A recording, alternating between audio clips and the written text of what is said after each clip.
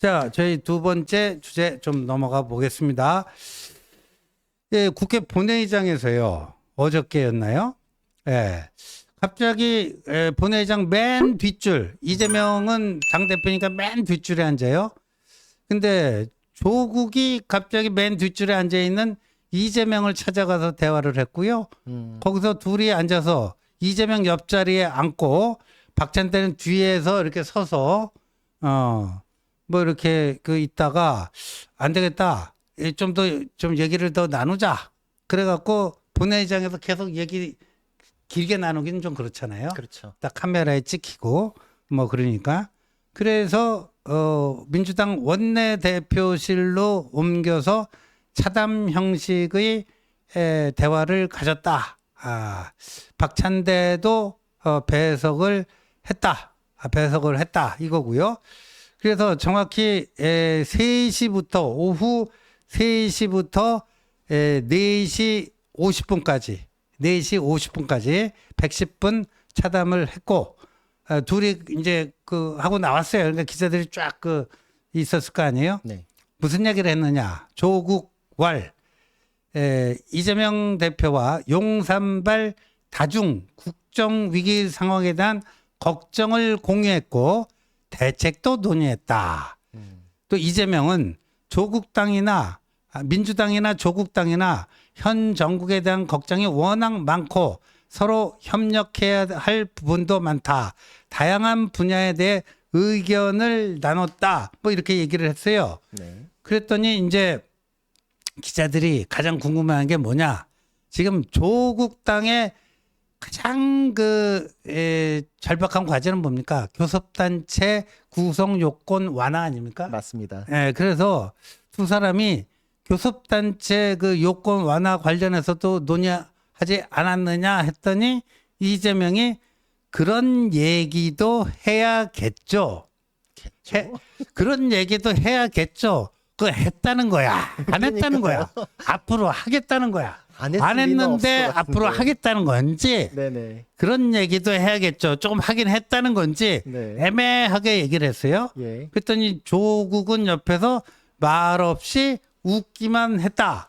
요게 이제 그 2조 회담 110분 끝나고 나서 그 얘기인데 그런데 말이죠. 그 다음 날 어제였어요. 어제 이제 그 조국당 최고위원 회의가 끝난 다음에 조국당 그 수석 대변인 김보협이라고 하는 사람이 일부러 기자들하고 만났어요. 네. 만났는데 모든 현안에 대해 솔직하게 이야기를 나눴다고 조 대표로부터 들었다. 그러니까 교섭단체 이것도 얘기를 했다라는 거예요. 예. 근데 조국당이 지금 정치개혁 뭐 사법 하면서 이 교섭단체 구성 요건을 20석에서 10건, 지금 조국당이 12석 아니에요? 그렇죠. 그 낮추는 법안을 발의를 해 놨는데 여기에 대해서도 솔직하게 이 대화를 나눴다. 뚜렷하게 결론이 났으면 두 분이 상쾌하게 말을 했겠지만 양당 입장을 두루 주고받는 정도이고 공감대를 높인 정도다. 이것이 과연 우리 당 입장에서 청신호인지는 나중에 결론이 나면 확실해질 것 같다. 뭐 이렇게 얘기를 했어요. 그러니까 조국이 다가가서 대화를 청하고 또 민주당 원내대표실로 옮겨서 2시간 가까이 대화하고 이걸 이재명을 살살 꼬셔갖고 자기 당도 교섭단체로 해달라. 근데 모든 거는 기브 앤드 테이크 그렇죠. 아니겠습니까? 주고받기인데 네. 그럼 이재명은 뭘 땡겼을까요? 뭐 그리고 구자는 변호사 이거 어떻게 보세요? 정말 결국은 정치하려면 돈이 중요하구나. 네. 교섭단체에서 가장 중요한 거 조국 대표가 저렇게 교섭단체를 원하는 거는 보조금에서 엄청 차이가 나요. 그러니까 교섭단체가 되면은 전체 국가 보조금 중에 50%를 교섭단체인 정당이 균분으로 나눠 갔거든요. 그러니까 조국당은 12석인데 다른 정당하고 똑같이 이제 나눠 가져서 네. 군소 정당이 아니게 돼요. 그러니까 일단 돈에 있어서 이제 풍족해지죠, 아주. 두 번째로는 의사 진행에 대해서 교섭단체는 이제 대등한 협상권이 있고 뭐 누구 출석해라, 뭐 징계해라 이런 거에 대해서 그냥 독자적인 이런 뭐 권한이 생겨요. 그렇죠. 그러니까 정말 군소 정당으로 꼼수로 이렇게 저렇게 만든 정당이 정말 국민의 선택을 받은 정당하고 대등한 파워를 형성할 수 있게끔 지금 이 허들을 낮추는 걸로 이제 자기가 원하는 걸 얻게 되는 거기 때문에 그렇죠. 조국당의 위상이 엄청 달라지죠. 지금 조국당은 사실 그때 투표 때의 그 지지하고 지금 엄청 다르거든요. 국민들의 그렇죠. 사실상 이제 거의 잊혀져 버렸어요. 외면받았고.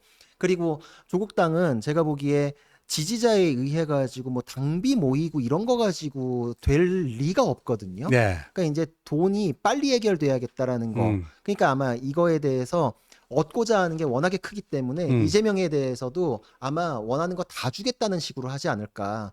주고 받아야 되는데 그렇죠. 이재명 원하는 거 거의 다 줘야지 이 허들이 낮아질 수 있거든요.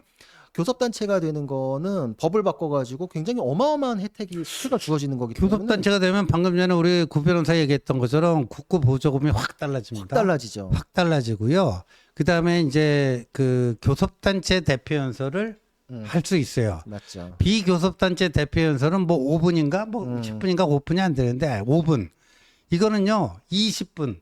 그것도요 우리 국회 관행이 뭐냐면 교섭단체 대표연설을요 한 건씩 잡습니다. 그러니까 여야가 같은 날 안 해요. 네. 오늘 여당이 하면 내일 야당이 하고 그 다음에 또 뭐 교섭단체인 제3당이 하고 그런 식이거든요. 그러니까 독상을 받아요. 그렇죠. 그날의 독상을 받는 거예요. 그러니까 그날 독상을 이렇게 주는 거는 언론에 그걸 쫙 쓰라는 거죠. 그 스포트라이트를 몰아주는 그렇죠. 거죠. 몰아주는 건데 그럼 여러분 생각을 해보십시오. 조국당이 엄청난 이제 국고보조금을 더 땡길 수가 있습니다. 조국이 조국당의 대표로서 그 2심에서 징역 2년 받고 이제 대법원 확정심만 나면은 큰 집에 들어가야 될 인물이 거기서 그 교섭단체 대표연설을 하고요. 이게 보통의 그 다음에 더 중요한 건 뭐냐면요. 이게 그 회기 결정, 의사 진행 그 과정에 있어서 네. 교섭단체가 되면요. 본회의 진행, 본회의 날짜를 언제 어떻게 하고 안건을 어떻게 할지. 그렇죠. 그 모든 상임위에서요. 네. 교섭단체 간사. 네. 그러니까 조국당이 그 교섭단체가 되면 조국당이 참여하는 12개 상임위라고 쳐요. 예를 들어서 예. 12명 있잖아요. 예. 거기서 자기들 간사를 지명할 수가 있어요. 그럼 그 12개 상임위에서 그 간사들이 간사 3명이 모여서 의사 일정을 협의를 해야 되죠. 협의를 해야 돼요. 간사 3명이 모여서 의사 일정을 협의를 해야 되고 본회의 의사 일정도 마찬가지예요. 맞습니다. 그러면 어떻게 돼요? 국민의힘에는 2대 1이 돼버리는 그렇죠. 거예요. 그렇죠. 2대 1이 돼버리는 거예요. 그러니까 이게는 국회 환경 자체가 엄청나게 바뀌는 걸 의미하는 거거든요. 맞죠. 위상이 엄청 다르죠. 생각해 보니까 지금 말씀드리니까 국정원 정보 보고도 아마 교섭단체 됐을 때 간사가 들어가서 받을 수 있을 거예요. 그렇죠. 정당은 못 받죠. 조국당도 거기 들어갈 수 그래서 있는 들어갈 거죠. 수 있게 되죠. 이제 네. 이게 엄청나게 달라져요. 그러니까 의사 일정 하나하나마다 다 태클 걸면은 국민의힘이 진짜 아무것도 못 하게 되고 의안도 아마 상정하고 이런 거에 다 이게 협의를 거치게 돼 있기 때문에 법안 처리나 이런 거 이제 그들이 마음대로 할 수 있는 환경이 더 깔리는 거죠. 그렇죠. 그래서 지금 처음에 이제 조국당 교섭단체 만들어주는 거에 대해서 민주당 내부에서는 부정적인 기류가 굉장히 강했거든요. 맞습니다. 부정적인 기류가 굉장히 강했는데 뭔가 좀 기류가 좀 변화하는 듯한 그런 느낌이에요. 감독님, 그 단톡방에 올라간 그 보중에 어제 아침에 페이스북에 이재명하고 조국하고 똑같은 거 뭐 올린 거 있죠? 그거 하나 뭐 좀 띄워주시면 재밌을 것 같은데 뭐냐면 그 둘이 1일 날 오후에 그렇게 2시간 회동을 했잖아요. 네. 그리고 어제 아침에 윤 대통령을 비판하는 그 기사를 그 링크를 걸면서 똑같은 내용으로 거의 비슷한 시간대에 페이스북에 올린 거예요. 네. 페북 공조까지도 이제 간 거죠. 네. 예, 뭐 이런 식의 것들이 이제 지금 저는 그래서 사실 그런 생각이 들어요. 아까 말씀드린 그대로 교섭단체를 만들어주는 건 어마어마한 거잖아요. 그렇죠. 그거에 상응하는 걸 이재명도 받아야 될 거 아니에요. 받는 게 뭔가 이재명 대표 같은 경우에 제가 보기에 곧 다가올 1심 판결이 아마 살 떨릴 거예요. 제가 보기에 네. 피하기 어렵거든요. 요 상황을 빨리 어떻게 좀 조치를 취하고 뒤집어 엎어야 될 텐데 어떡할까. 네. 그러니까 이제 지금 조국 당에서 뭐 윤 대통령 탄핵 앞장서네 어쩌네 뭐 그러니까 서로 뭐 북치고 장구치고 서로 이제 해주기로 한 건가 이런 생각이 드는 거죠. 그래서 저는 이재명이 이제 이 조국 당에 대한 입장이 조금 바뀌는 이유가 뭘까 했는데 제가 이렇게 쭉 보기에는 이거 같아요. 10월에 이제 위중교사 1심, 그렇죠. 공직선거법 거짓말, 김문기 모른다, 백현동 허가는 국토부의 협박에 의한 것이었다. 네. 이 두 가지 1심 선고가 나오는데 지금 보니까요. 오늘 그 뉴스원에서 이 최근에 위증교사 사건 형량이 어떻게 나왔는지 대법원 그 열람 시스템을 통해서 최근 5년 동안의 위증 및 위중교사 혐의 1, 2심 유죄 판결문 쫙 분석을 해봤더니 금고 이상의 형이 선고된 이게요. 전체의 76.3%다. 그러니까 이게 이제 기소가 된 사건 중에 위증 또는 위증교사로 기소가 된 사건 중에 4분의 3 정도, 76.3%가 금고 이상의 형이다. 왜 금고 이상의 형이 중요하냐면은 그래야 그 다음 선거에 못 나와요. 맞습니다. 그 다음에 국회의원 배지가 떨어져요. 맞습니다. 국회의원 배지가 그러니까 예, 공직선거법과 정치자금법은 벌금 100만 원 이상이면 배지 떨어지고 다음 선거에 못 나가지만 그 이외의 다른 법 위반의 경우에는 금고 이상 쉽게 얘기해서 집행유예 정도는 나와줘야지만 배지 떨어지고 그 다음 선거 못 나가는데 이게 43%나 된다네요. 그렇죠. 이게 굉장히 악질 범죄예요. 이게 우리 국가 기능 하나를 완전히 속여 먹은 거거든요. 이거는 이제 쉽게 생각하면 당사자끼리 뭐 물건 훔치는 거는 당사자끼리 돈 문제니까 그렇죠. 합의되면은 뭐 벌금형 주기도 쉽고 뭐 이런데 아니 법원을 속였는데 누구하고 합의 볼 거예요? 그렇죠. 이거는 질서를 훼손해버린 거예요. 네. 그리고 우리 국민에게도 그래요. 아니 뭐 증언 하나 저렇게 자기들끼리 짬짬이 해가지고 판사가 속아? 법원 판결 믿을 수 있겠어? 이런 불신을 그러니까 이 사회 질서를 무너뜨리고 국가의 기능을 해야 했기 때문에 그렇죠. 굉장히 악질 범죄고 중범죄예요. 그리고 그 위증이나 위증 교사에 대한 사건을 판사가 판단하잖아요. 네. 내용이 뭐예요? 어. 다른 판사를 속여 먹었어? 그렇죠. 이거는 정말 선처의 여지가 없는 거예요. 사법방해죠. 그렇죠. 그러니까 어. 전형적인 사법방해고 사법부의 권위를 실추시키고 사법 기능 자체를 훼손했기 때문에 선처의 포인트가 없어서 아예 기준값 자체가 징역형이에요. 이거는 기준값 자체가 징역형이고 정말 선처할 수 있는 게 있을 때 벌금을 가는 경우도 위증을 한 사람이 오히려 벌금이 되는 경우가 있지만 교사한 사람이 벌금 되는 건 더 어려워요. 그러니까 보니까 여기 지금 그 쭉 사례를 보니까 5년 동안 위증보다도 위중교사가 더 중벌로 다스러졌다는 그렇죠. 거예요. 이게 다른 왜 범죄하고 그렇죠? 좀 달라요. 음. 보면은 보통은 실제 움직인 정범이라 그러는데 그 형이 높고 교사범은 그거랑 같거나 낮은 게 보통인데 위증 교사 위증은 좀 달라요. 왜냐하면 위증을 했을 때 위증을 한 사람은 증인이잖아요. 네. 그럼 이 사건에 대해서는 참고인이에요. 제3자잖아요. 그렇죠. 이 사건에 대해서 나의 직결되는 어떤 경제적이나 무슨 법적 이해관계가 없어요. 네. 근데 남의 사건에 부탁받거나 돈 받아가지고 와서 증언을 했어요. 근데 그 교사한 사람은 이게 내 사건이에요. 내 사건이니까 얻고자 하는 판결이 있는 거잖아요.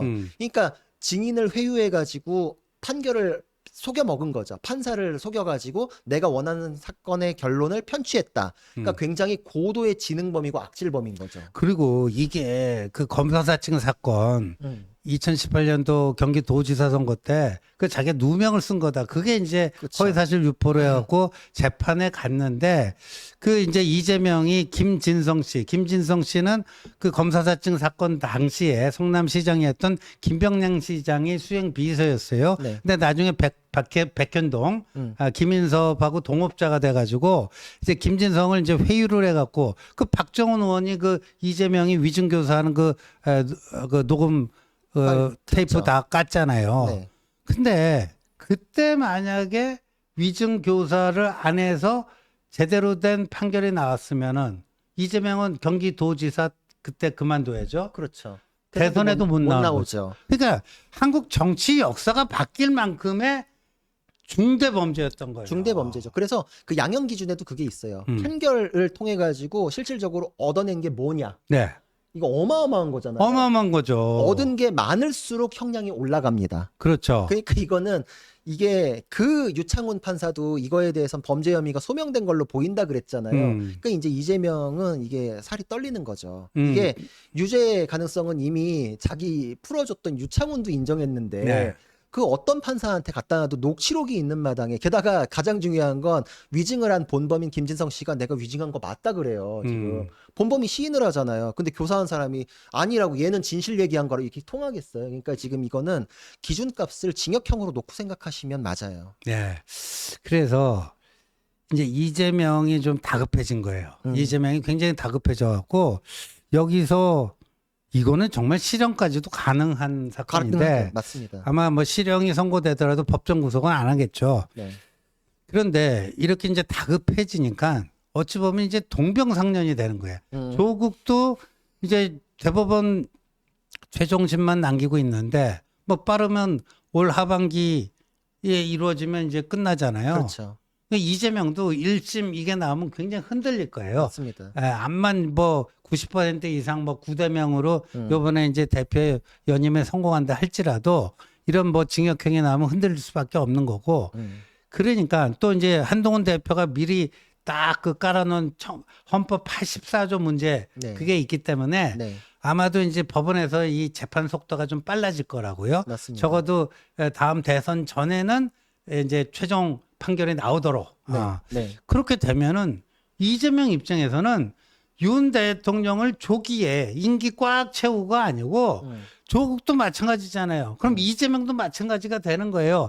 이재명 입장에서는 자기 확정 판결 나기 전에 윤 대통령을 끄집어내야 돼요. 근데 윤 대통령 임기가 3년이나 남았기 때문에 그거대로 그 예정된 코스대로 가갖고는 자기는 어떻게 될지 모른다. 그렇죠. 급해지면서 그러면 이제 조국당하고 밀착을 해가지고 뭐 탄핵 시도라든가 그렇죠. 뭐 이거를 할 수밖에 없는 점점 그쪽으로 하는 거 아닌가? 맞습니다. 그러니까 제가 진짜 제일 싫어하는 게 법률가로서 기준 바꾸는 거 제일 싫어하거든요. 보세요. 교섭단체 정해져 있는데 자기들이 20석을 못 채웠잖아요. 그렇죠. 그러니까 자기들한테 적용되도록 허들을 낮추는 개정을 하려고 하잖아요.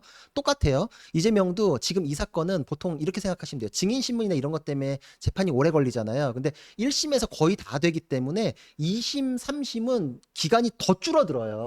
그러니까 이 사건은 3년 갈 사건이 아니에요. 네. 절대 못 가요. 그렇죠. 그러니까 내가 3년을 잘 채워서 다음 대선에 어떻게 해보겠다 이게 안 되잖아요. 안 되죠. 기준을 땡겨와요. 3년 안 걸리게 해야겠네. 그렇죠. 어떡하지? 조기 탄핵?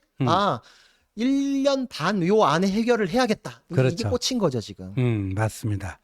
그래서 2조가 이렇게 급속히 밀착을 하고 있는데 그 배경을 보면 이런 것들 아니냐. 그럴 때일수록 우리가 또 이제 경계의 그걸 늦추면 안 되겠죠. 맞습니다. 그리고 내부적인 분란도 좀 쓸데없는 아까 그 한 딸이네 갓딸이네 지금 2조가 저런 꿍꿍이 속을 갖고 있는데 그런 헛소리나 지금 그 나가서 하고 말이죠. 그렇죠. 그 자칭 또 보수 유튜버란 사람들이 그러고 그게 있습니다. 바로 이적행위예요. 그게. 그렇죠. 네. 그게 바로 이적행위입니다. 맞습니다. 좀 정신 좀 차렸으면 좋겠습니다.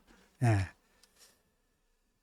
자, 이제 저희들 마지막 다 가겠는데요. 참 여러분들 뭐 댓글로도 올라오는데 오늘 밤 TV조선 9시 좀 넘으면 강적들 하잖아요. 저희 한동훈 대표가 출연을 합니다. 이게 녹화 방송이라서 그저께 녹화를 잘 마치고 오늘 패널은 진중권 교수, 그 다음에 박성민 민 컨설턴트 예. 거기, 그 다음에 조웅천 전 의원 이 세 명이 패널이고 한동훈 대표가 나와서 재미있을 겁니다. 예, 여러분들 꼭 본방사수 이렇게 해주시고.